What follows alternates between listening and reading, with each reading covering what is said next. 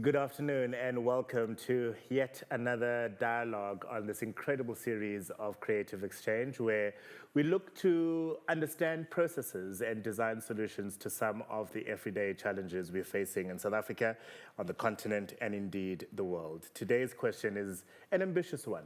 How do we find design solutions to obviously meet the challenges that are faced by the environment right now and have those solutions ensure your well-being and your health and welfare? I've got a wonderful, wonderful panel of guests who are brave enough to tackle this topic, and we're hoping you're going to join us on this journey for the next hour and a half or so.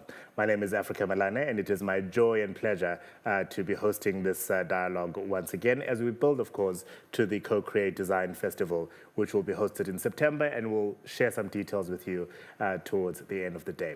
We find ourselves in challenging times. Stage 6 is looming in 2 hours in the majority of South Africa, and we certainly appreciate that you might not be able to stay with us the duration of this conversation, but it will be made available, of course, on social media platforms, and we ask that if you know colleagues, friends, people in the space who should be listening to this conversation, that you share it with them as widely as possible. And if anyone is from Eskom, please find a solution. We really cannot deal with it anymore. It's enough.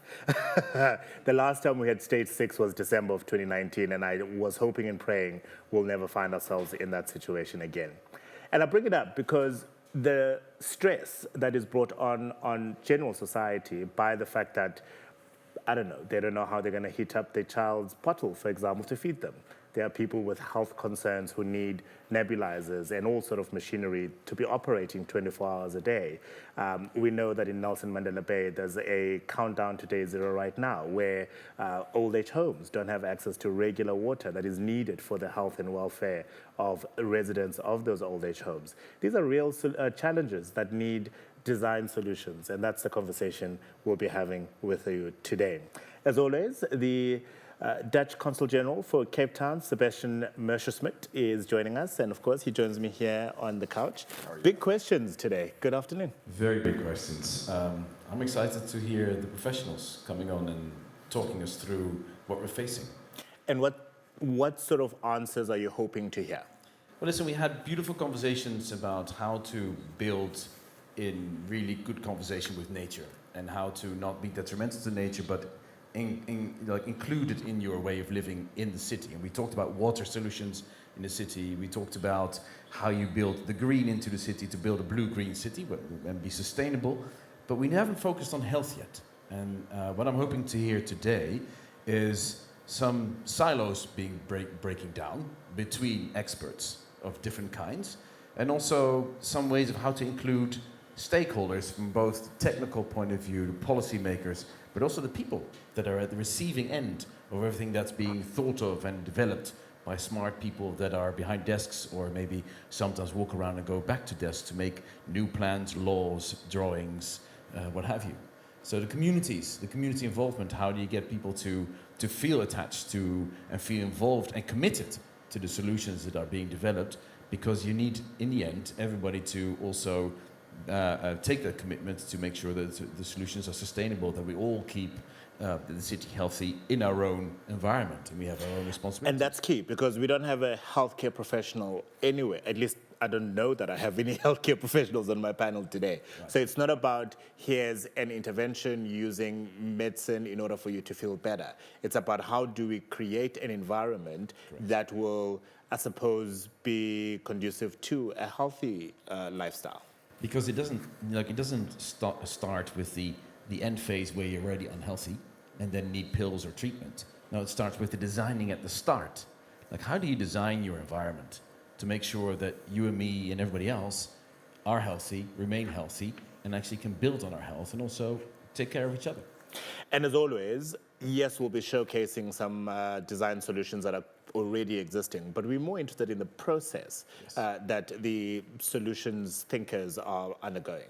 And that's why I'm really excited to hear the panel today, because you will get some people today that we're talking to us about the process. We have an urbanist, we have scientists, so I'm really curious to hear what they bring to the table of how do we tackle a problem like this. Health in the city in a time when Eskom is creating problems on the electricity side, in time when you had a pandemic coming in, but also in time when you have congestions in the streets with cars that are lining up and polluting it all. Like there's so many questions are connected to your health situation in the city. I'm curious. It's going to be an interesting conversation. Thank you very much, Sebastian. He'll join us, of course, again at the end of the afternoon. Let's now bring in the head of the Craft and Design Institute, Erica Alk, who ordinarily will be joining us on the couch. But Erica, you are going to be paying particular attention to the conversation today because you're feeling a little bit under the weather yourself. Good afternoon. Hi, Africa. Yeah, I decided to stay at home because I have something that I don't want to pass on to anybody else. Which is good. What are you looking forward to hearing the most this afternoon? So I'm looking forward to, well, two things actually. The one is, I think Sebastian started to allude to it, but I think what we learned through, COVID made it sort of particularly visible, that health is not just about the health system. It actually starts way beyond that. So I'm really interested to kind of get my head around when we talk about healthy citizens, before we're dealing with problems. What does that mean? What are the ways that we can build healthy cities and citizens? And then the other is also, I suppose, it's kind of my passion, and it's the thread that I've been picking up through all of the creative exchanges, is how we get citizens to be agents of change and to really participate in the solution making, and not kind of relinquish control to the experts who are sitting or standing behind their desks, as Sebastian pointed out. So I'm sort of also keen to listen to those kinds of comments. We cannot stress enough the importance of having the community, society, buying into whatever solution is being brought to the table. In fact, it's even more important that they be part of the designing of that solution, because you can design the most amazing city in the world. And if the citizens, the people you've designed it for, are not going to be using that city, then what's the point? Exactly, and I think that's where design comes in. So design, and that sort of design thinking sort of process particularly takes into account the user as a kind of starting point to really understand what people need and what they want. But more than that is that I think that users have citizens have real intelligence. They have experience, they have perspective, so they have a different kind of expertise to bring to the table. And I think that's what we need to see, how we build processes that allow for that. Well, Erica, I know you'll be paying attention all afternoon, so we'll chat again in about an hour and a half. And please do take care, and we'll wish you well once we chat again. And of course, the panelists that we've invited very much speak to the ethos of our conversation today. Yes, they are thinking design solutions to some everyday challenges, but they are certainly taking into consideration the health of the citizen, the community member, making sure that they're part of that solution. And I'll introduce you to them as the afternoon unfolds, but we've got the lead behavioral science consultant at 14X, Boichepo Ndlovu, who we'll be introducing you to in a moment, a researcher and biodiversity project manager, Denisha Anand, an urbanist and CEO of Our Future Cities, Rashik Fatah. But we start with a research fellow at UCT's Future Water Institute. That's Dr. Amber Abrams. And Amber, it's lovely to have you here. When we talk about blue-green cities and health and well-being, and through the lens of water-sensitive design, what is needed to create these spaces, do you think? Sure. So stepping back from a kind of health perspective to a more well-being perspective, which is the one that I kind of approach, as I have training in public health, but not as a doctor, as a medical doctor. Stepping back to look at well-being more generally, it's important to remember that when people have agency and control in their lives, when they feel like the spaces they can move through are spaces that they've been able to cultivate and co-design, you get a lot more buy-in to generate spaces of learning and collaboration. And so for us at Future Water, when we do our interventions or when we're working in spaces, what we start with is an ethos that people are experts in their own kind of neighborhoods and situations. And we we then try to approach our research through an engaged perspective where we ask people what they'd like to see in the spaces. So for us, the blue-green infrastructures become multi-use spaces that people can exercise in. They can share lessons about biodiversity with their children. And so for us, it's about time to do that engagement, an approach that allows for that slowness, that engagement, and also a kind of perspective that doesn't necessarily look for research outputs, but understands that the momentum of getting a community together, rallying around a purpose, takes time. And so I guess one of the other things is that there does have to be enough budget that you can spend that time, right? So it's about engaging with local citizens, but also the city has to be on board. So what we propose to the city after a long co-design process has to be something that the city's willing to come to the table with as well. And will the city or municipality be willing then to give you the luxury of not only the resources, but also time?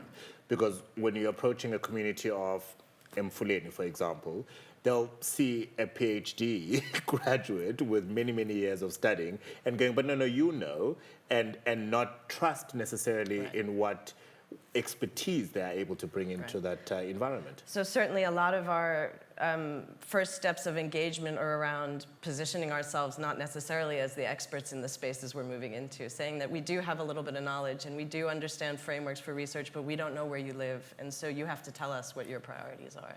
And we're not always lucky that funders allow us to go with local residents' priorities. So that's another space where if the funding world were to allow us to do that, we'd have a lot more buy-in in local projects.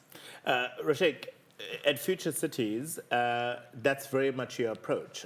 You've invited me to one or two focus groups where you are trying to extract information from people like us who know very little about the kind of urban design environment we want to live in, but you would find value in that, wouldn't you?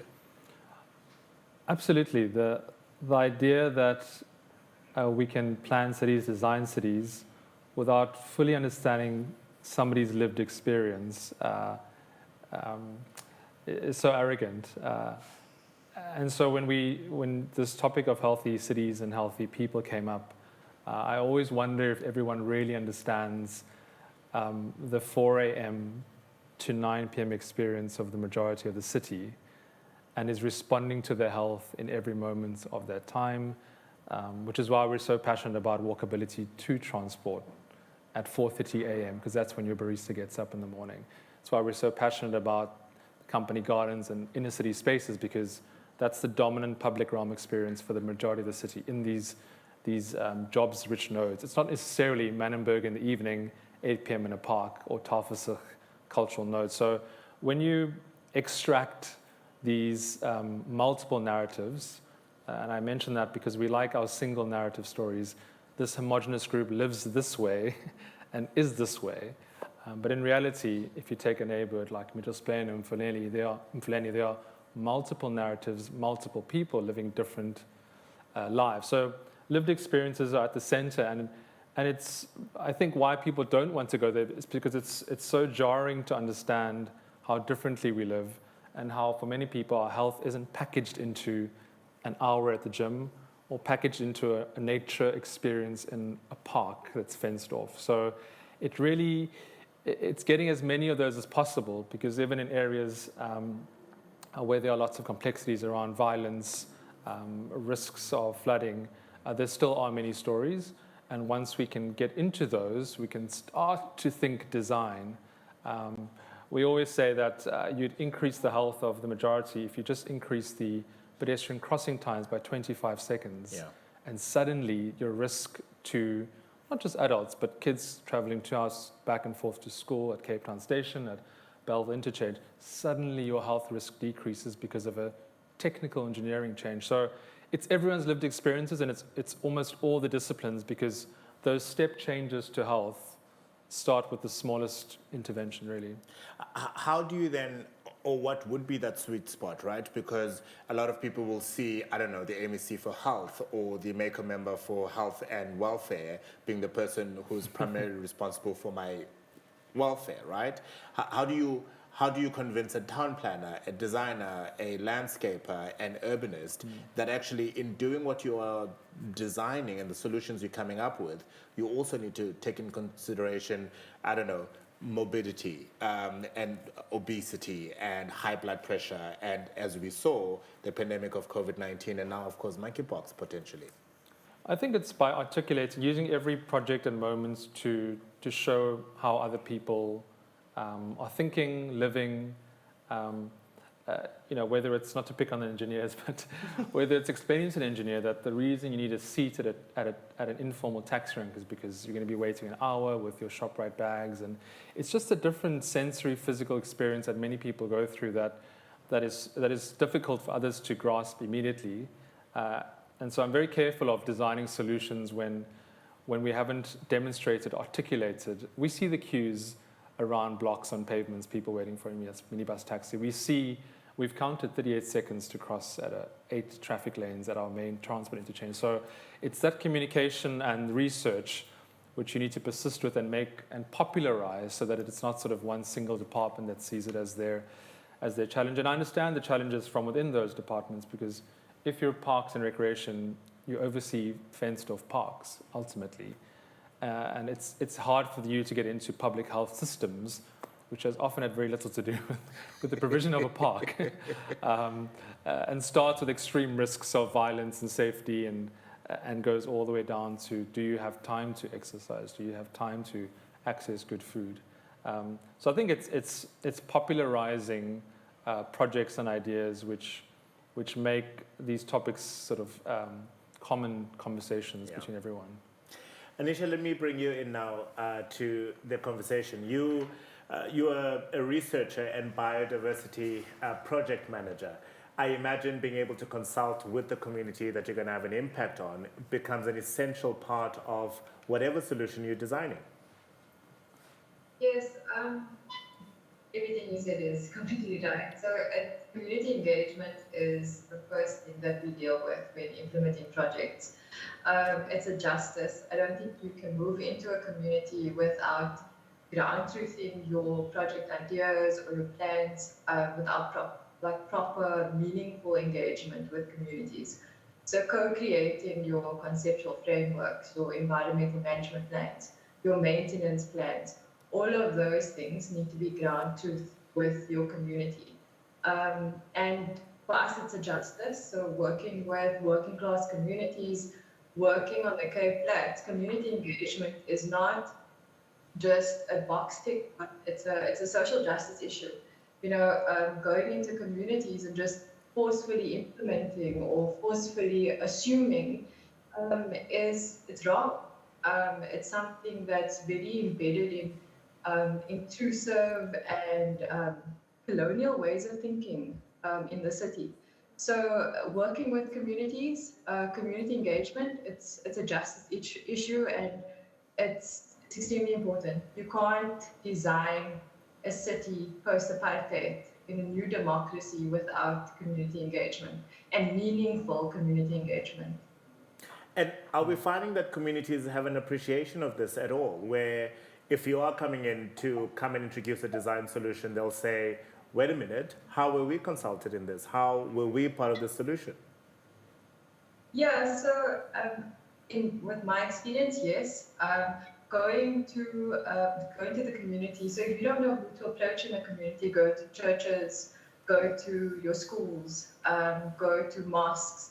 There's a form of leadership all over in communities, and you just need to figure that out before you start your communication. And when you take the liberty to do this, the process becomes gentle, the process becomes respectful, and there's more flow when it comes to engagement than actually sitting down. And people appreciate that, coming in and seeing people as human beings and not othering them as just participants in your plan or your city project. It means something, it makes the project human. It makes it, it centers it in justice. I think a lot of the designing in the city of Cape Town, especially in working class communities, in our former group areas needs to be centered in justice. And so people appreciate it when you sit down and have a meaningful conversation with them and share your plans with them, but then also listen to what their suggestions are, what their experiences have been in these communities, what their vision is for their community, what their vision is for their families. These are human questions and human engagement that needs to happen before you go in with a pick or with your big plans. You need to have human conversations. But Chapa, let me bring you into the conversation. You with 14X and your world is behavioral science. We have three amazing individuals here who absolutely buy into the concept of involving communities in any design solutions. And yet, sometimes we get it wrong, don't we? Yeah, Africa, thanks. Thank you for having me, and it's great to be a part of this conversation with some really excellent experts. And in a range of other contexts, you find that, there's heavy investment in solutions. You bring the community in, you bring their involvement, which I think is great. But with this question, I like to think about what Dilip Stoneman refers to as the last mile. Dilip Stoneman, similar to me, he's a behavioral economist, and he's a researcher in the behavioral sciences. And he really, when he speaks about the last mile, he's really talking about this kind of final end stretch of some sort of completed solution or product or service where action is now required on the part of the intended beneficiaries. I really encourage, especially those who are interested in this topic and those who are on the panel, if you're really interested in understanding this kind of last mile issue, highly encourage you to get the book. It goes into a lot of detail about why this last mile challenge is such a big issue when it comes to the design or solutioning or getting products out to market. So it's really how do you get people to adopt something? Is this like digital adoption solutions? Are you trying to move people away from traditional methods of doing things? How do you get people to switch on energy saver modes where they have such tools? Or how do you get people to exercise? Someone was speaking about people using the gym or going to the gym, but it's really around how do we actually action this final stretch where you need to be actioning behavior for people. And this last mile issue really is a sort of psychological or behavioral challenge. It's got nothing to do with operations. It doesn't really care about how much you spent on building a solution or how well a solution might operate, or even that the said solution is kind of built for the benefit of others. It's about the fact that creating new behaviors or even just creating behavior change in general is very, very difficult. And there are a number of reasons for this. I could speak the whole day on this topic, but just in quick summary, as people, we prefer the status quo. We prefer doing things the way we've always done them. So we suffer a lot from inertia when it comes to behavior change. And if there really is no kind of active decision point in a particular environment or process or where something needs to happen, it just won't happen. We know that context matters a lot. Some of the earlier speakers have mentioned context where you actually need to be speaking to the people that the solution is targeted at, where people are waking up at 4:30. Who are you actually speaking to? What is the context within which behavior is translated, right? And one of the reasons I really, really love behavioral economics, or where I fell in love with behavioral economics, is that it recognizes that as people, we're actually a bit irrational in how we make decisions or how we behave. I studied economics, classical economics, and we know that it says that we are quite rational. Our preferences are stable and static, but we know that this actually isn't the case. And a lot of my work is around understanding what are all of these drivers of behavior. So once you have built a solution, what are the sort of psychological things that might be inhibiting one's ability to do something or take part in something. Also, the action intention gap is also a very big one. As Detention has said, you might consult people and speak to the community, and people may well intend on doing things for the better, but we know that for a number of reasons, there's often this action intention gap where we actually need to think about how can we start or how can we create behaviorally informed solutions that look to close this action intention gap where you might intend to want to reduce water usage or whatever, but what is actually preventing this from happening?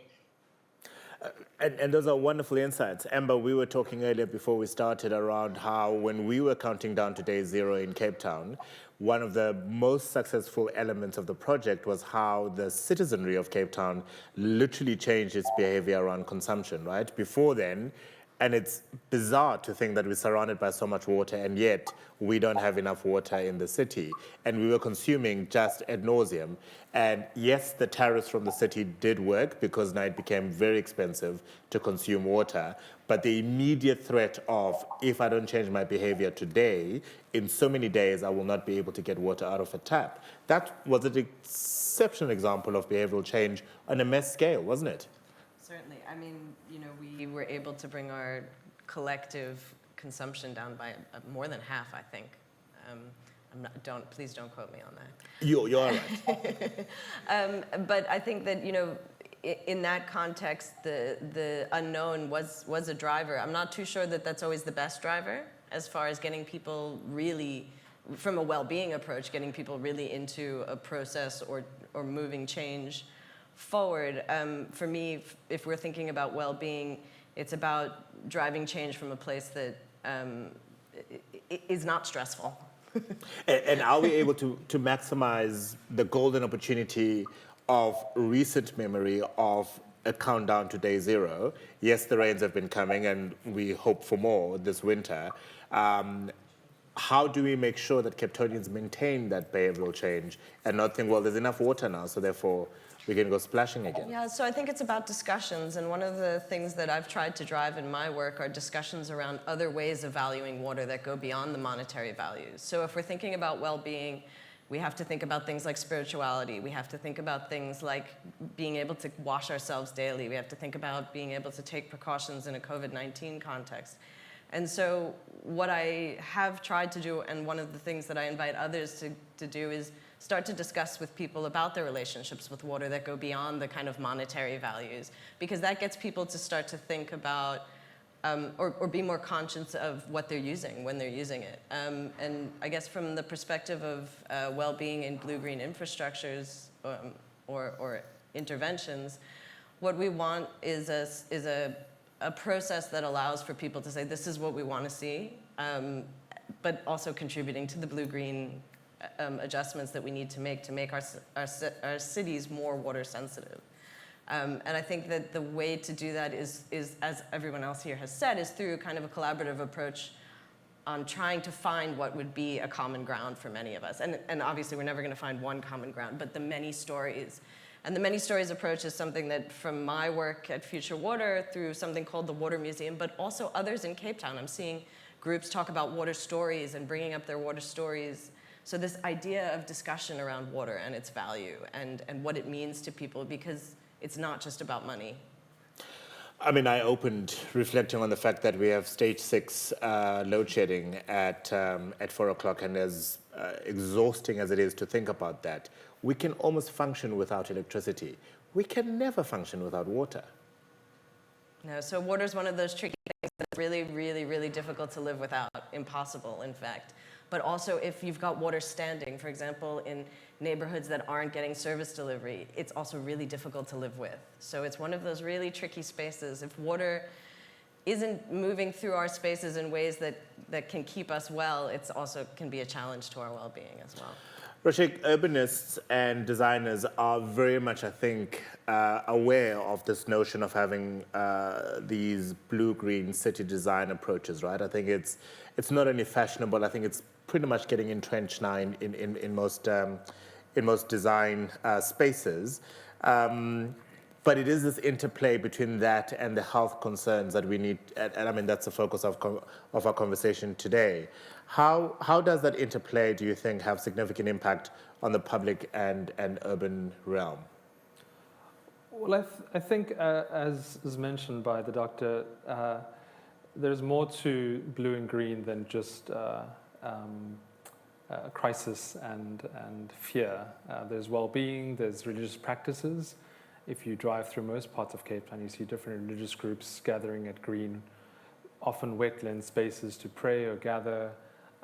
We see people performing in public realms and spaces, wanting to, like we see with the work behind us, introducing artworks because it simply develops civic pride. So we like to think of it as not purely some sort of technical engineering project, but really a human project. I wouldn't say the irony, but the reality is that some of the greenest things we could be doing are also some of the things that most neighborhoods are fighting against in South Africa and in the US and around the world. So Cape Town, like many South African cities, due to forced colonial planning and apartheid planning, has had forced urban sprawl. So most cities gradually spread out. We've had urban sprawl dictated by law and implemented very well. And so we're actually an obese city. The form of Cape Town is obese. It's not healthy, the bones, the structure.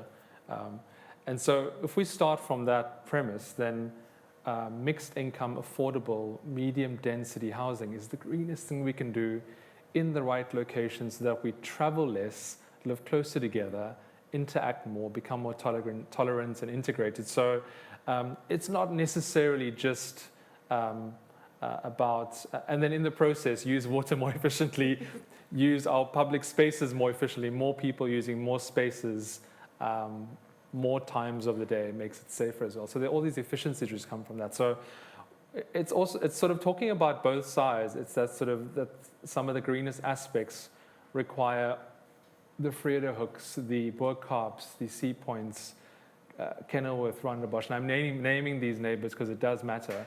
Jobs-rich nodes, Bellville, to have well-located, medium-density, mixed-income, affordable social housing quickly and delivered at scale is the greenest thing we can do for our obese city.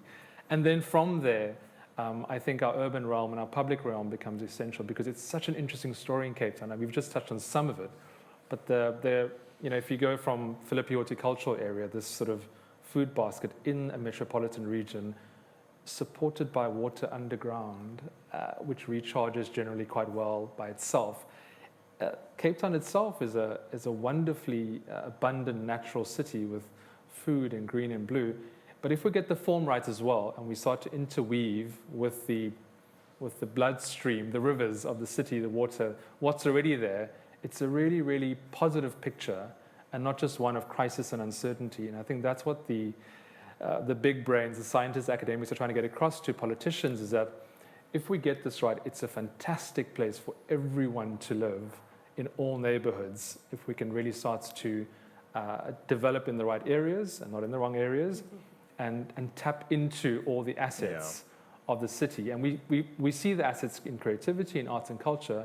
If we really go into the blue-green assets of the city, it becomes this exceptionally abundant and resilient city which goes beyond just getting past the next crisis. Yeah. And there are many projects. I mean, I think there's a cycling and walking corridor from the north of Bellville down to parts of Mfuleni, which is another idea. So, but most importantly, popularizing some of these amazing ideas and projects. You mentioned Philippi there. The sadness about the Philippi context and dynamic is that just across the N7 is one of the most impoverished areas of Cape Town, where for 8 out of the 10 days, families there don't know where their food is going to come from. And yet, just across the highway is some of the most fertile ground in South Africa that is producing fantastic fruits and vegetables that for our own consumption, but also often for export.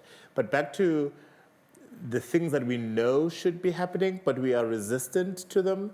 There are people who will, who've been living in Boerkaap for generations, who will tell you by bringing more development to Boerkaap or to Vredehuk or Kenilworth, you are disrupting our lives, you are bringing in elements that we don't know about, and more importantly, you are impacting on the value of our property, and therefore resistance builds. Justice is difficult, as Tanisha says. Justice is difficult. It's difficult everywhere. People use planning regulations and laws and zoning and heritage. I'm on the Heritage Committee to defend the status quo. And the status quo is a city where apartheid is encoded in economic, cultural, social, spatial lives. So the status quo entrenches divisions and inequality. And so I think at some point it's a bit of push and pull. We have to become more sustainable, develop a variety of homes in areas that are close to jobs rapidly for more people. And I'm not sure if there's a linear or perfect engagement process for that, but I think it's definitely something that as a country and as a city, everybody should be on board with. And it's really difficult because I get it, those first 2-3 buildings are disruptive.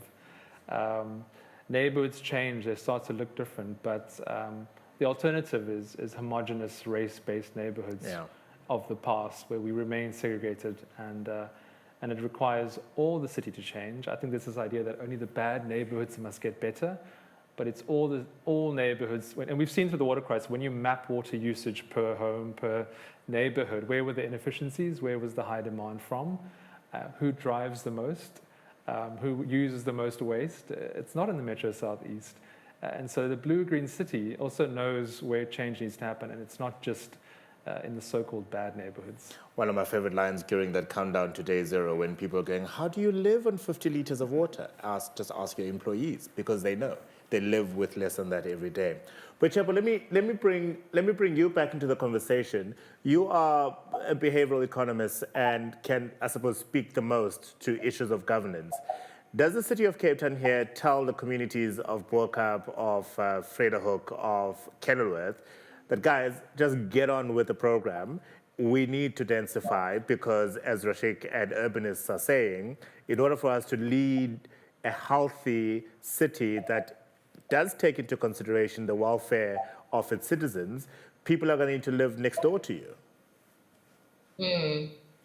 Sure, look, I think the governance issue is a tricky one. I mean, I was listening to Dr. Amber and she spoke about like financial incentives. Often financial incentives don't last. They don't help in changing long-term behavior. They might work in the short run, but really in the long run, your governance structure really needs to ensure that it's, speaking about stories, telling good stories of others, and one of the strongest tools, in my opinion, or in my experience, is really how can you bring the social view into a sort of governance structure. I know, like the Dutch embassy, for example, really, I think just over a decade ago, came across the UK's Behavioural Insights team, and the Behavioural Insights team has a really, really nice framework on how to embed behavioural science into policy development and governance structure, such that they really do speak to driving behaviour change. I won't go into the detail of some of these things, but I think there really needs to be quite a strong awareness within governance structures just about the fact that changing behavior is kind of key to the success of these things. It's difficult. You can't go and tell people overnight that this is going to change, or you need to move or shift the way you're living. It really is around consulting, being aware of different kinds of approaches to developing governance structures, such that you are developing buy-in from the very beginning. Let me play devil's advocate here. Let's imagine that I'm the mayor of Cape Town. I've got only until it would be 2027 in order to make an impact and ask the citizens of Cape Town to re-elect me. I don't have the luxury of time and resources. I need to get things done now. Well, from a behavioral standpoint, for me, 7 years is a long time. The behavioral approach really is a very kind of step change thing. So what you really need to be asking yourself as the governor is, what do I, from a step change approach, what do I, in phase 1 of this project, what do I need people to be doing to ensure that I can kind of get to phase 2? So I think you need to approach it in a very chunked approach, and kind of recognize that when we speak about behavior or trying to speak to a mass of people and convince people of something, you really need to start at a very granular level. and kind of break down your approach and figure out, if I need to be here in 7 years, what is it that I need to achieve tomorrow or in the next month for me to be able to kind of move to the next step. But it is difficult. But they are. South Africa, in my view, there's have a long way to go when it comes to kind of thinking differently about how we govern, or even having a behavioral approach to encouraging change. I think there's a long way to go, but there are really nice examples of how it's been done in other contexts.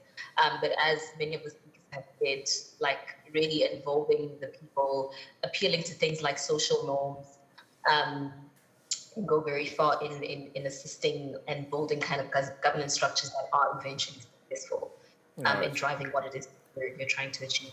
All right, let's get into some of the practical examples that you guys are working with at the moment. And Denisha, I'll start with you. What have been some of the main challenges that you have had to overcome in your space with some of the projects that you've been involved in?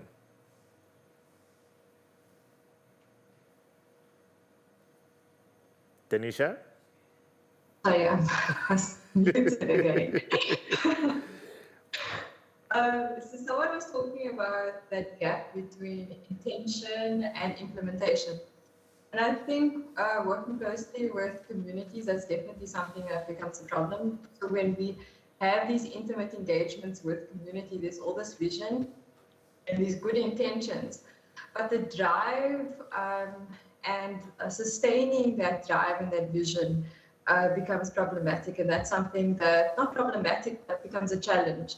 As a project manager or as a community worker or facilitator, however you see yourself, that's what I personally see myself intersecting is sustaining. So sustaining projects, sustaining vision, and hope for a space is my job. And we do this, or I've been doing this through fostering a sense of care for space and using custodianship as a concept to drive this.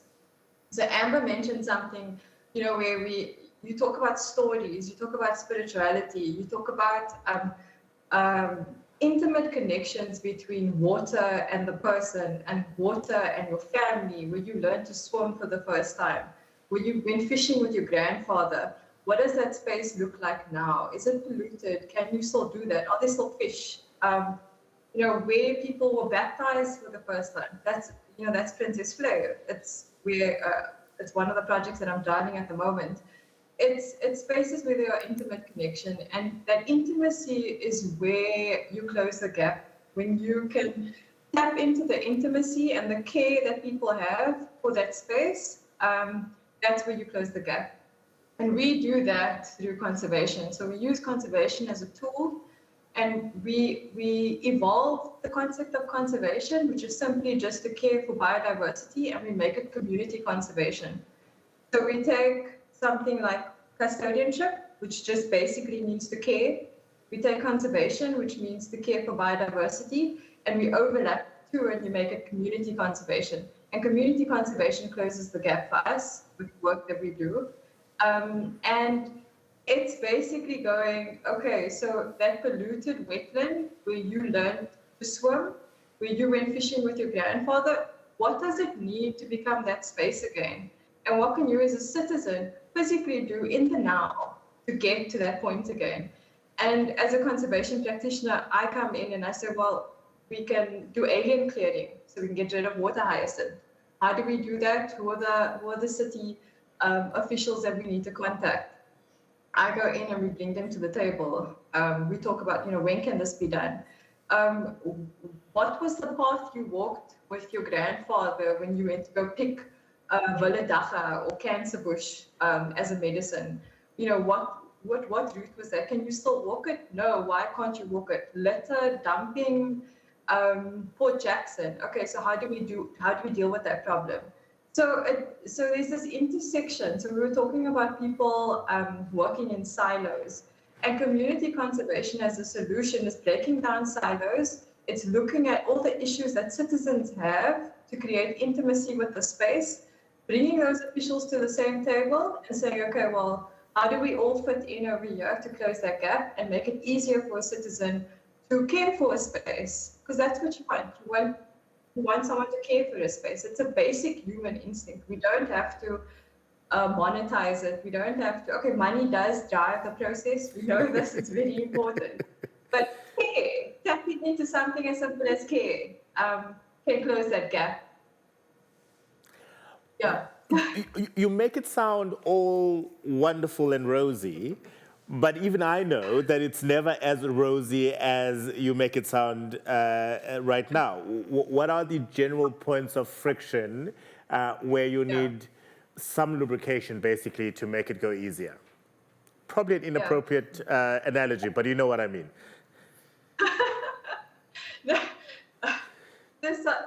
So there's always conflict, you know, it's how do we, so some of the points of conflict are different communities. Someone also mentioned it earlier, you know, don't homogenize a community. Communities don't always want the same thing for a public open space.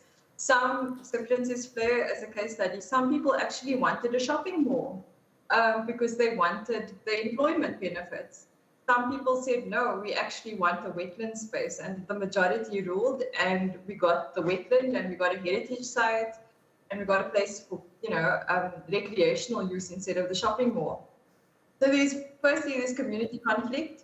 So it's easy to say, okay, let's work with one group in that community, but in the long run, that's not going to work out.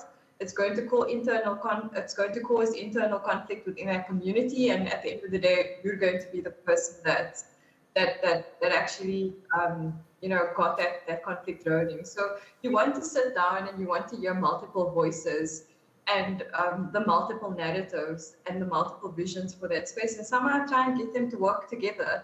You can have a built city and biodiversity living and working together.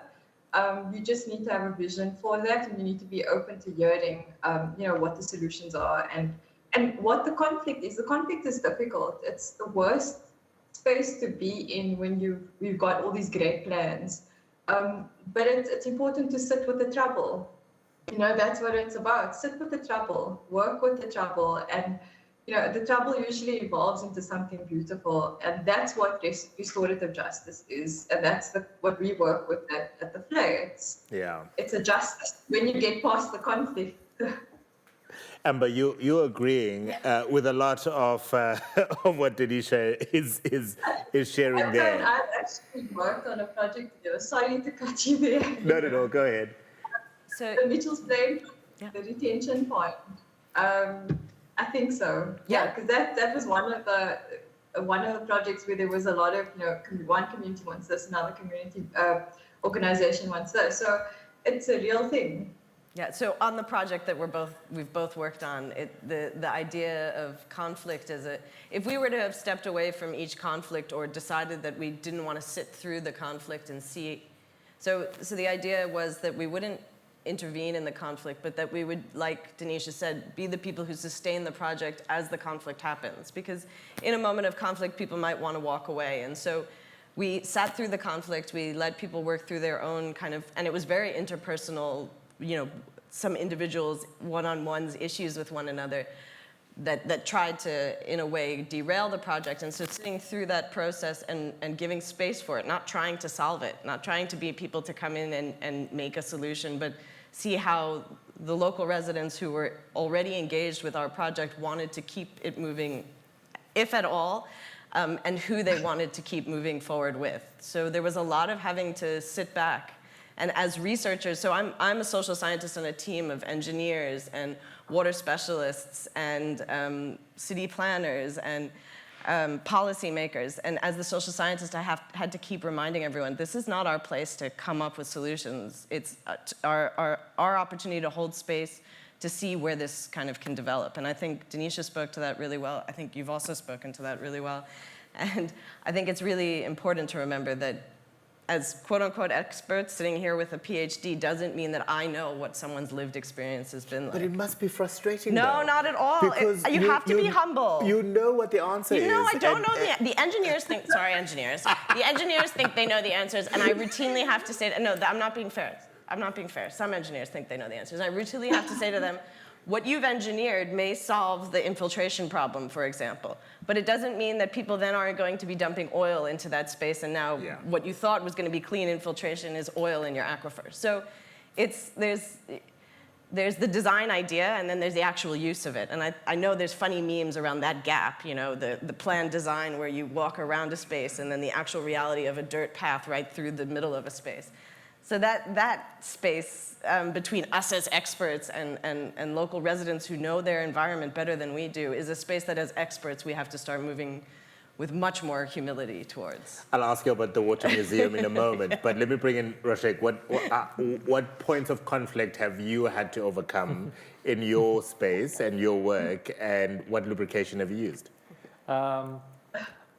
Many, but I think what we've learned is that we're a young democracy, and so the cultures of active citizenry is still quite new.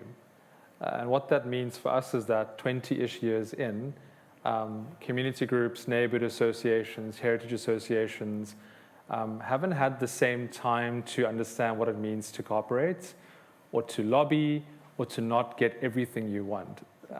Because in most cases there are 10 things and we can all get 6 or 7, but we haven't yet gotten that space where you're not going to get 10, but you'll get 6 or 7. So I think there's a lot of sort of maturing of what it means to achieve spatial justice, but not get everything all the time and get a bit of progress. And so you have an cooperation. I wouldn't say it's always partnership or collaboration. Everyone always thinks of these partnerships as being sweet and wonderful. It's cooperation, give and take. And then demonstrating something, a tree, a bench, something. I think we all know in South Africa we have lots of plans, frameworks, and master plans. We don't need more of them. Deliver something, start somewhere, even if it's a tree or a bench, and then build trust over time. And I think, as has been mentioned by the panelists, the trust is not a tick box. The trust is WhatsApp. The trust is the Tafelsilk soup kitchen during the pandemic. The trust is caring, making new friends, not communicating only through singular forums, which is a town hall meeting, a workshop, very planned, very organized. People have busy lives.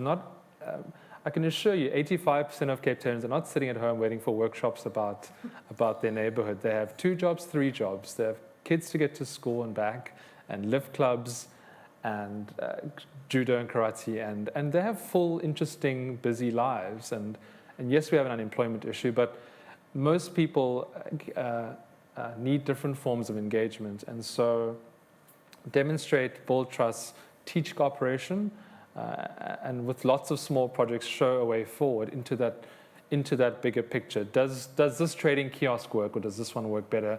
Which one works best, and how do we move forward? But we're very young, and I think that's some of the issues being faced. There's been so much harm and hurt caused in the past, and it's difficult for someone, my parents, for example, to talk about District 6 and public spaces when their home used to be there. It's still a bit hard. It's still a bit new. People still want reparations. People still want real justice. So it's hard taking people into these space discussions about negotiating when they've had to for so long. But I think we have to try and teach cooperation with a bunch of smaller victories. And yet, District 6 presents such a wonderful solution, whatever that might be, when it's realized to bring a lot more people within the city bowl, and therefore walking distance of public transport, and more importantly, to places of work and to potential school as well. But one has to tread very, very sensitively, otherwise you discounting somebody's story, and that's not what we hear about. Tell me about the Water Museum. So we keep coming back to stories, and that's what the Water Museum is about. So there was a global, so the Water Museum came out of my start at Future Water, which was in 2018 around the drought. And I was casting around for ideas because I'm really into arts-based engagements and drawing on people's other ways of communicating what's important to them, which aren't just workshops and forums, but, a story, a poem, a drawing, a mapping of their water relationships. And so the kind of water museum came out of I noticed there was a larger network of water museums around the world, but there was no representation on the African continent at all.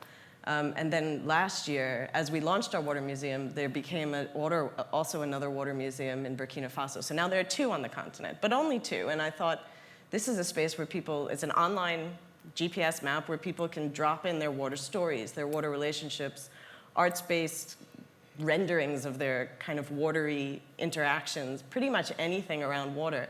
So we even also have collected some sense-maker stories from the Water Caucus around people's experiences with their water management devices. But the idea for that map was a repository for people's varied approaches to engaging and valuing water. And what have you gained? What have you inputted? At the moment, we're really a young website, and we're just kind of generating understanding for what we're doing, and in various ways. So we work with some of these artists here, which I know you'll talk about shortly. We're trying to get people having discussions about their water values, the relationships, things that Denisha were talking about, like the first time you went and got baptized, and where was that, and what's your relationship to that space. But also a network where people can say, I'm having this problem in this watery space. How are other people having it? Can we connect and create a civil organization around it? It's brand new. Yeah. I say it's brand new. It's 2 years old, but it needs a lot of more momentum behind it. So what we're learning now are that there are hotspots of people who are willing to come forward and say, this is an issue in this space, but we don't have a really big widespread. We are learning about lots of good organizations that do water research through the map. And we invite publics to come and input their own kind of water stories or water relationships to the map. And what's the URL? Okay. We'll find out. I will, yeah.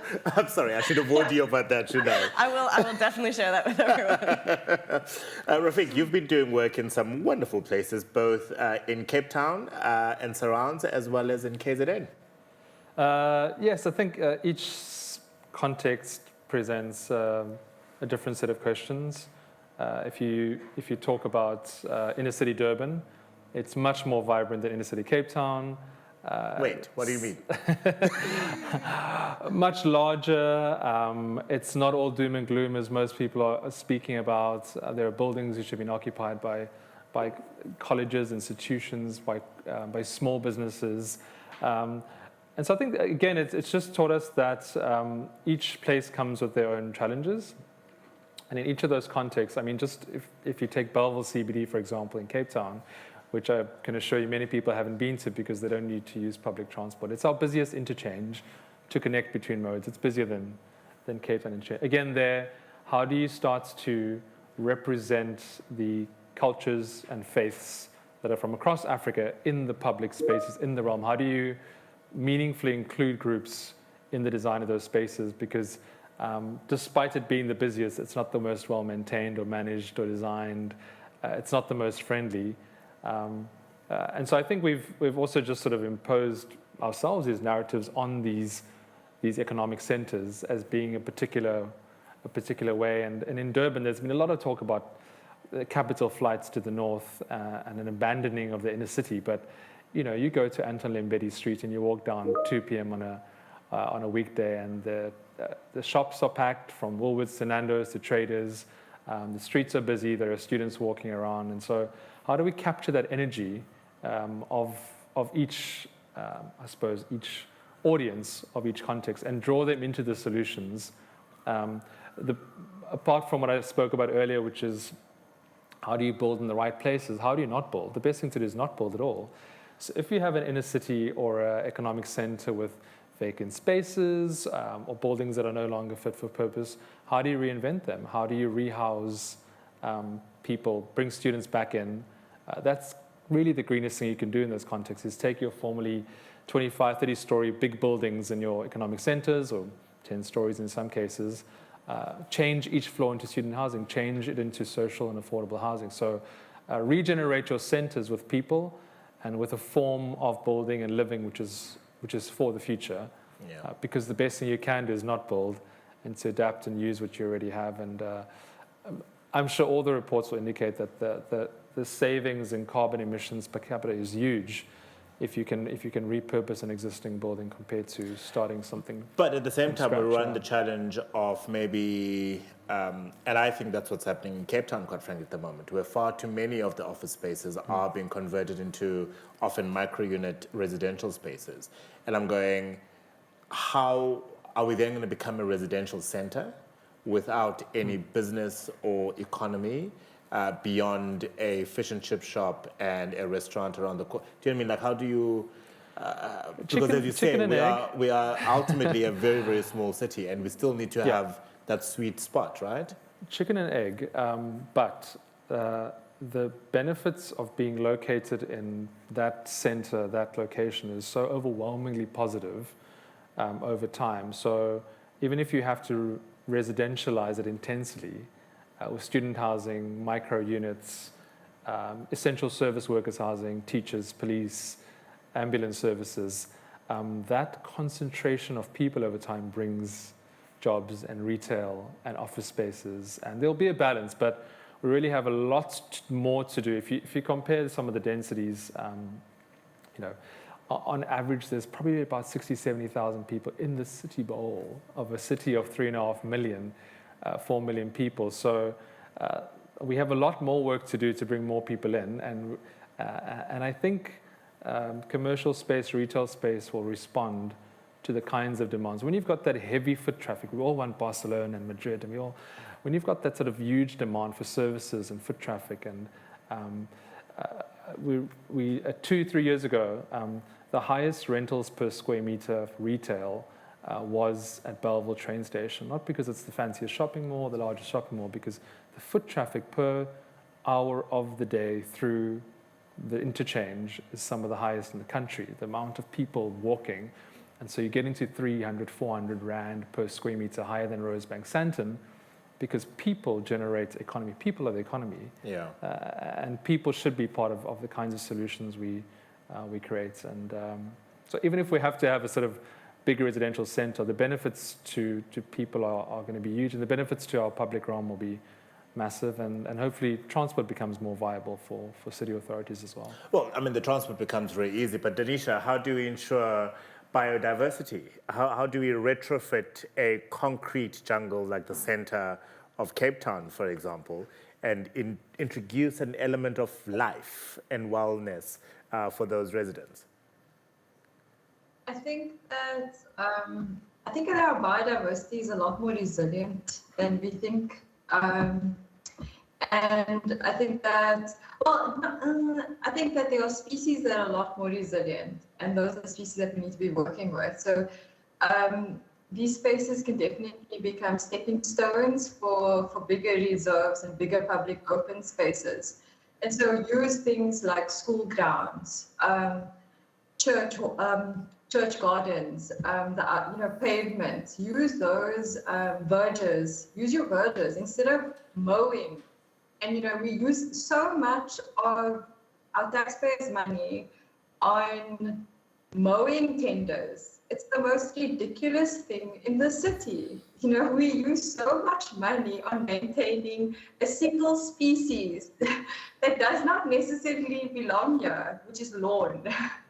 So it's, things like turning our verges, our public open spaces, shopping malls, those little spaces into stepping stones. We call them biodiversity stepping stones.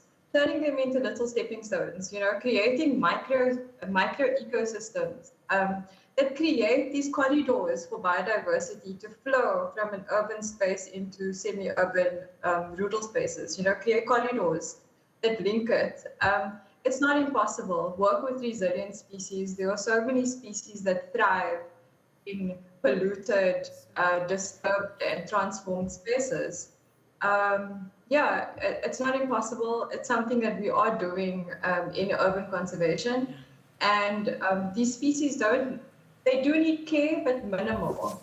So it's not even a budgetary issue. It can be done. It's just to think with other species, think with biodiversity instead of seeing it as something that doesn't live with a concrete jungle. It can thrive. Is it the same with water? Can we retrospectively refit, if you like, a concrete jungle in design solutions that are water sensitive? Yeah, so the project that Denisha and I are working on is doing, or trying to do exactly that. It's called Pathways to Water Resilient Cities, and it's a Danish government-funded project that's looking at taking stormwater detention ponds. So those big spaces that you often see in neighborhoods where it's just like a depression, and they're normally not wet, but when there's a big flood, they're wet for a little while and then the water flows out. So those are stormwater detention ponds, and the aim is that the stormwater then doesn't flood our streets. But historically, those spaces have only been used for the one function, stormwater detention ponds. We've had a lovely engineer, PhD candidate working with us to find ways to make that space have more surface area for infiltration, so more space to allow for water to feed through the ground into the aquifer, but also then part of the engagement with the local residents has been, how do we then also make this space useful for you? And one of the things that emerged is that it's become a biodiversity hotspot because we've stopped the city from mowing it, because part of the infiltration process was to allow for a kind of almost, well, unintended wetland to emerge, which then local residents started telling us became a space where they heard lots of frogs and they saw more birds where they hadn't seen birds in years. And so that space also as a multifunctional space is also one that we're working on adding benches to, adding shade to, making a space that's not just a kind of hole in the ground that's meant to hold water for, you know, maybe 1 or 2 days of the year. And then the other ways are things that Denisha noted, like, you know, the cement spaces. We in South Africa or in Cape Town have inherited a colonial history of canalized waterways, so where waterways were cemented to make them flow better. Well, the science has moved, the local residents have moved, everybody's moved to a space where we know that these canals actually just wash water away instead of reabsorbing them. So if we get rid of the cement and we plant them with local indigenous plants, we create biodiversity hotspots, we create spaces that people can use better, and we also create more infiltration or more water moving into like the sponge that can be our city. So water-sensitive design looks for a sponge city, a city to absorb more water and keep the fresh water in the water cycle. And so these are some of the ways that we're able to do that. And given the amount of boreholing we did in the build-up to 2018 and the day zero, we need to replace that water in the ground, don't we? Yeah, so well, because it's all obviously boreholes. You know, if you're lucky enough to be able to afford to sink your own borehole, you suddenly don't think of the water in the same way that everybody else is, because you've got your own tap, right, or your own access. And so the borehole sinking is a larger problem for the kind of greater water balance that we have, and it's something that is a topic that comes up a lot. Well, we've got a few minutes left still, so if you have any questions, please use the question and answer function on the platform or the platform where you're watching and send us a question. I've already got 1 or 2, and of course, those in the audience, you also will be most welcome to ask some questions. But Cheba, let me ask you this. What has been consistent for certainly the last 67 minutes of a conversation is that central to any of these solutions being a success will be engagement with community members and societies, and where necessary, instituting some level of individual, I suppose, behavioral change. How do we successfully see behavioral change on a macro level? Thanks, Africa. I think, I mean, I have so many thoughts running through my head as everyone has been speaking. Behavioral change at the moment is kind of approached as a very reactive thing. So, I mean, you've spoken about day zero, where, you know, we know that there's issues with water consumption, and it's very much how do you reactively deal with some of the challenges. And I think part of the solution there is around rethinking the design of certain things in a more proactive approach. So when you are designing some sort of water-sensitive project or something around biodiversity, how can you proactively think about the end user in mind? But a lot of the stuff, as you did mention, is very at individual level focused. So how do you change the behavior of like an individual who's within this green space to make use of the various, you know, well-built features. And even though it is very individual level focused, you're speaking about communities that are full of, hundreds of thousands of people. And so the idea around behavioral change, one of the selling points is that you're making small changes, but these small changes that are individual focused on a large scale really do have macro level impact. So I think the one thing is understanding that although it's very individual level behavior focused on a large scale, and when you're speaking to a range of people within communities, that kind of has ripple effects. And so behavioral change isn't centered around sort of one-off behaviors, but one-off behaviors end up having ripple effects for a range of other issues. So where you're getting people to conserve more water or engage in healthy behavior, that it'll have ripple effects for things like health down the line, and people are able to engage more in the economy if they're healthier. So I think the one thing is that you're dealing with large scale. So even if you can create a 0.1% uplift in water conservation or recycle usage on a large scale, that has big impacts. And secondly, that there are ripple effects that single one-off behavior has for a range of other contexts. Yeah, and who should be leading the charge here? Is it the urbanist, for example, who's thinking, wait a minute, we can repurpose this space and use it more in this way, so therefore let me, I don't know, put in place interventions where people's thoughts and use of space is going to be changed. It's clearly not the engineers. Poor things, they've had a rough ride this afternoon, and we do know that there are engineers who are doing it well. Should it be government? Who should be leading? I suppose it depends on the project. Hey, I think leading is difficult. I think a lot of these stakeholders need to kind of complement each other in the way they put a lot of these things together. A lot of what's been discussed has been around getting the public interest, or getting views and getting people to speak about what they want and what their individual contributions are. So I think a big, like, one of the big drivers is understanding what people want. And we know from the behavioral sciences that when someone has spent time and effort into building something, we know that they value it more. So I think from a perspective of building, I think definitely the community needs to be involved, number one. But secondly, just from the perspective of changing the way we think about designing spaces, I think when we speak about governments or policymakers, I think there does need to be a bit of a mind shift, a mindset change in how they think about solutions being built for people. So I think it's the question of who should lead it is difficult. I do think that it definitely has to be a collaborative approach, and you really need to be thinking about, how do I, once something has been built, how do you get adoption and engagement right? And that's solved. It's solved in collaboration. Thanks for that, Bashepo. We have a question from YouTube. Can meaningful engagement not be facilitated on a software platform? Roshik, shall we give that to you? I'm not one for complicated platforms, but I think in various projects, big and small, SMS, WhatsApp has worked. People are responsive. You can form groups. I'm not promoting these platforms, whether it's Signal, Telegram, whatever you want to use. I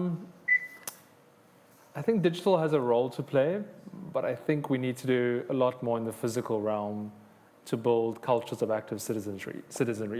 If it's not been commonplace to comment on city planning documents, or to attend exhibitions to comment, or you don't have time, then I think putting it all into an app suddenly is a bit much and might not have the impact. But if there's an incentive, I think things can change.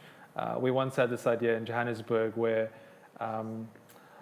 what do people really need? People need to get to work, and people need to feed their families and have decent childcare and health services. So possibly it's to get people to take part in a digital platform or an engagement process, you can win 1 year free Rio Vaya or bus surf, something that really matters. So you have to kind of build the cultures of taking part, and not to critique cities where they are, at the moment, for example, in Cape Town, there are 8 district planning frameworks for comment, plus an MSDF, plus we can barely keep up, and we sort of are involved in these aspects. You have to have these incentives along the way. Possibly it's a 1 year free of my city, or some kind of start to bring people in, because I think the legislation around participation, as we know and has been mentioned, is not enough. Page 9 of the Cape Argus in black and white is not enough to get somebody excited about something. In fact, most people do that just so that they can tick a box, right? Yeah. Because it's required of them to consult. Yeah, they can say, here's an advert I placed, no one replied, but I've met my And where are obligation. people engaging? What are people reading? If we talk to, in some of the buildings we work, people are playing the lottery. Which newspapers are people reading? Which platforms are there? Go to people where they are at. And try to find ways of bringing in these important discussions which people should be part of, but also need a reason to be part of. And I think people will pay attention. If I don't think we can expect everyone to catch up for 300 years of a lack of engagement, which was at no fault of an individual, but we've got to build those cultures, and some of it might be not necessarily the lottery, but in the spaces where people are, not necessarily a new digital platform. Denisha, I imagine you would agree with that, right? Go where the people are, as opposed to introducing, Denisha's not there. Hopefully we'll be able to connect with her again so that we can say officially thank you. But Amber, you'd agree with that, yeah? I mean, we can totally speak to the fact that if you're talking about, like Denisha was, an ethic of care, and you're talking about building trust, and you're talking about showing that care, then yes, a digital platform can be nice in bringing people together and suggesting that they share a space with you, but only once you kind of share that space and start to actually engage with people. I mean, I wouldn't trust someone that I get WhatsApps from, but I've never actually met. And so I would expect the same from everybody else, right? Very true. Something I take for granted, and I suppose it is a featured topic of discussion on one of these dialogues. I wake up very early in the morning. I have to be up at 2:30. And by 2:45 in the morning, I'm walking from the center of town where I live to Greenpoint, where my studios are. And every day, it's not lost upon me the privilege of being able to do that. The fact that I can, as a tall man with dreadlocks and a scar on his face, walk with very little hindrance. The most, I suppose there are people who are offering me drugs, but that's another conversation altogether. But the most people who are asking for time or matches or cigarette or whatever the case may be, I don't, for my body or my property, feel any kind of insecurity. And yet that will never be the case for you. Despite, looking at innovations that we have right now, it is a very, very dangerous world for women to be living in. And that's something of wellness, right? And that's something that design solutions will also have to reflect on. Yeah, and certainly in the project that Denisha and I were talking about, when we first moved into the space, we said, we want to plant up this space, we want a biodiversity hotspot, and residents said to us, we don't want any high verges, we don't want lots of trees, and we don't want thick bush because we can't protect ourselves then. Yeah. And so these are very real concerns for lots of people, women, children, and people who live in areas where there's much more violence than other spots. So it's definitely a serious concern, and one that we take really careful care to engage with when we move into spaces. Because we know we don't necessarily understand everybody else's world or life experience. Yeah. Let me say thank you very much to all of my panelists. The conversation hopefully does not end here. We invite you please to join us on social media platforms where you reflect on how we, in dreaming up these design solutions for our built environment, we make sure that we create a space, an environment that speaks to the wellness of the citizens and the people of South Africa. So thank you once again to Dr. Amber Abrams, a research fellow at UCT's Future Water Institute, Rashik Fatah, who is an urbanist and the CEO of our Future Cities, Denisha Anand, who's a researcher and Biodiversity Project Manager, and Tupotepo Dlovu, who is a lead behavioral science consultant at 14X. We have made reference to the artwork numerous times, the art piece behind me. It's by Mac One. Brought together, they shared love of graffiti art and ethos. They did, along with the hand-controlled 360 graffiti art crew. They came into existence in 2017. And since then, their skills have kept growing as they learn from and share with each other. Together, they've completed many murals that bring not only color to communities, but provide thought-provoking content that touches on issues such as heritage, on sustainability, on climate change, and more. And as you heard from Amber, they're working with them in the water museum space that they are creating. Mac One is an internationally acclaimed graffiti artist living and working in Cape Town. He has been painting graffiti art since 1989. And in addition to his work bringing color to Cape Town, he runs regular workshops for learners and collaborates with a number of groups, including Heal the Hood. You can find him on your social media platforms, One Mac One. So it's O-N-E, Mac, M-A-K, and then the numerical 1. You can find him on Instagram and everywhere else, and his art is really, really amazing. Let me bring back then into the conversation Sebastian as well as Erica. You've listened for the better part of the last hour and 20 minutes. It's not easy. It really, really is not easy, but there are wonderful opportunities to be explored here, Sebastian. Listen, we've put some quotes on the tweets, Twitter accounts of CDI, Crafts and Design Institute, and Co-Creators A&L, and myself, so people can also look back and reflect on what was said. But so much has been said, and I like how at different instances we went from the personal, where you create an interaction with the resource like water, and create the intimate space like both Amber Abrams and Denisha explained. You have to understand what the relationship is with your natural environment to come up with really good solutions. So it's not just only about including the communities, but it's also how do these communities relate to their environment. It's beautifully put together by all of the speakers, actually. And then also sometimes just a simple solution like extending the crossing time over a road. Like seriously. That you get that by talking to people. So I like how we went from the small, but also to the bigger issues, how Bochepo also said you need to get the behavioral approach into the policy making. You need to see how people behave and understand it to get to better solutions. And then also the talking to communities, like Denisha also said, is also a social justice issue. It's not just an issue that it's nice to do, but you have to include people. And it also speaks to actually South Africa today, because in the past, the society wasn't as inclusive. And so it's even more meaningful to, with a mind of coming from an apartheid and a colonial past, that today you want to be inclusive. So the design thinking method, I think, brings that. What I am curious about, having listened to all the speakers though, is we talked about experts, we talked about people going into spaces and talk to communities, but we haven't talked a lot about the policy side. Like, how does the city of Cape Town do all this now? Because today? they've got 8 different little things that they're trying to get everybody. I'm not criticizing. I'm not criticizing. But I would like to hear the city of Cape Town saying, we do this, we don't do that. And actually, we should have them on the couch one day and like confront and talk. Policymakers. We'll have them at the Co-Create Design Festival in September, without a doubt, and get them to answer. I was hoping you would say that. What I do not want is yet another document that is being published, because the policies are there, the frameworks are there. We just now need to start getting the work done. And not only that, but also start communicating. And one other thing that Rashik pointed out, which I really liked, is also, what about the assets that are already there? The Camissa rivers that are under the city already. Those are assets that are there, and they're not utilized. They're not used for the purposes where they could be used for in a healthy way. So there's so many aspects to this conversation that it's really worth listening again and getting those elements out. Yeah, indeed. Erica, what were some of the main takeaways for you this last 80 minutes or so?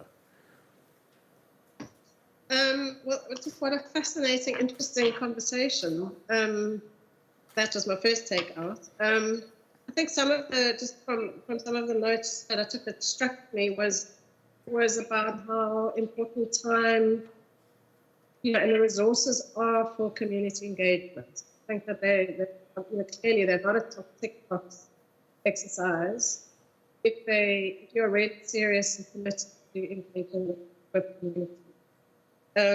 I think the other kind of very important point that coming from is the multiple narrative. Different people have different lives, different experiences, but that also means that there must be multiple Christians. And I think that Oh, Erica, I'm going to have to do my radio thing, I'm afraid, and say that unfortunately your connectivity is not as strong as we'd like it to be. We were hoping it was going to be steady, but unfortunately it literally is becoming weaker and weaker. I know you've been load shed since the start of this conversation at 2 o'clock, and well done to you for keeping it present and alive. But I'm afraid we're gonna have to find a different way of getting your thoughts and reflections about what you took away here. But thank you very much for paying attention, and of course, please make sure that you feel better, so that when we gather again here in July, you are in full fitting form as always. The next event is going to be at the end of July, Sebastian. It's going to be the last of the series of dialogues before we start preparing for the Co-Create Design Festival. What, if anything, can you tell us about that event? Actually, I was hoping for Erica to fill that in, because I know we're still brainstorming and focusing, like where do we really go? And I think that we want to take from this conversation what we heard today and the other ones to kind of build on the next one. So I don't think we've really narrowed it down to the single one theme yet. Okay, fair enough. Let's keep people like in tension and maybe also in tension of what's coming up. But also, I suppose, extend an invitation to say, please let us know. You've been watching and listening to a series of dialogues. We've covered a myriad of spaces really around this concept of blue-green cities. What is the aspect that you think we have left out that you really, really believe we need to focus on? It could certainly be helping us shape our last conversation, and more importantly, the festival, which sadly you won't be here for, but I imagine you'll be following intently digitally. I will follow it digitally. I will no longer be here, but there will be a new consul general here taking my place, I'm sure. So, no, let's not go there, because it's going to break my heart to leave this place. Well, can you tell us anything about the festival?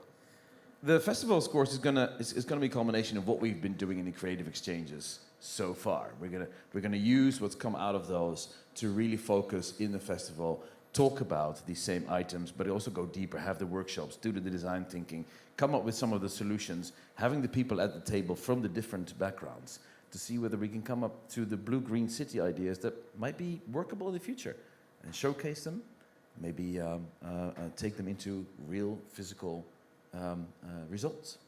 And look, I said this at the beginning, I'll say it again. If we have practical solutions that we can take away from this process, great. But I think our key focus here is what is the process? What is the work that Amber, Rashid, Danisha, and Boitsepo are doing, and what lessons can we draw from there in then coming about with a solution that is going to be more impactful? Correct, and that's exactly what we're looking for in September. So we'll see the creative minds together, different stakeholders, different perspectives, and see what we can come up with. All right. It's hashtag Co-Create Design Festival. Do look out for details. That will be happening in September. And of course, it will be in person as well as on a digital platform. Thank you once again to all of our panelists. And we certainly invite you to please make sure you continue the conversation around how we can design solutions for the built environment that work equally, if not better, for the welfare and the health of people. You'll notice, once again, we did not have a single doctor or a healthcare specialist on the panel, and that was purposeful because, yes, they have a space to play, and we're certainly not ignoring them, but in designing built environments, we need to be thinking about small, deliberate interventions sometimes that can actually have a much more impactful, lasting effect on not only this generation, but certainly future generations.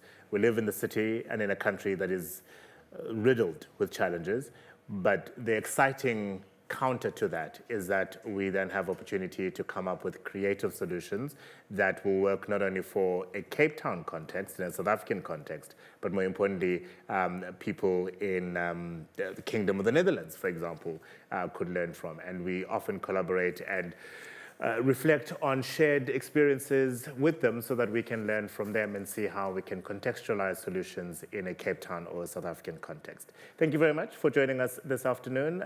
Good luck with stage 6, and hopefully when we chat again in a month's time, that will no longer be an issue. Have a wonderful Wednesday.